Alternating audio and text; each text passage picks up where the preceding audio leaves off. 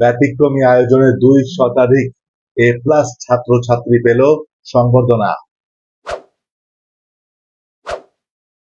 GPA 5 পাওয়া শিক্ষার্থীদেরকে সংবর্ধনা প্রদান করা হয়েছে। এ উপলক্ষে বিকেলে ঝিনাইদহ শহরের আল-হেরা ইসলামী সেন্টারে এ আয়োজন করে ঝিনাইদহ জেলা শাখার ছাত্র শিবির।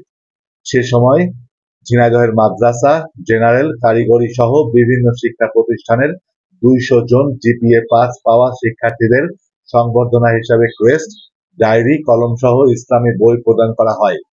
এ সময় উপস্থিত ছিলেন জেলা জামায়াতের আমির অধ্যাপক ডক্টর আলী আজম মোহাম্মদ আবু বকর, ইসলামী ছাত্র শিবিরের কেন্দ্রীয় গবেষণা সম্পাদক খায়রুল ইসলাম, ইসলামী বিশ্ববিদ্যালয় শাখার শিবিরের সভাপতি মাহমুদুল ইসলাম, ইসলামী ছাত্র শিবিরের ঝিনাইদহ শাখার সভাপতি আরিফ হোসেন সহ সংশ্লিষ্টরা। সে সময় উপস্থিত শিক্ষার্থীদেরকে নানা দিক নির্দেশনামূলক বক্তব্য দেন আগত বক্তারা। শিক্ষার্থীদের উদ্দেশ্যে বলেন, আমাদের সমাজের গুরুত্বপূর্ণ ভূমিকা রাখার জন্য তোমার মতো কৃতি শিক্ষার্থীদের সংবর্ধনা প্রদান আগামীর জন্য একটি দৃষ্টান্ত হয়ে থাকবে। আগামীর সম্ভাবনাময় বাংলাদেশ বিনির্মাণে তোমাদের ভূমিকা যেন থাকে, এ প্রত্যাশা সকলের।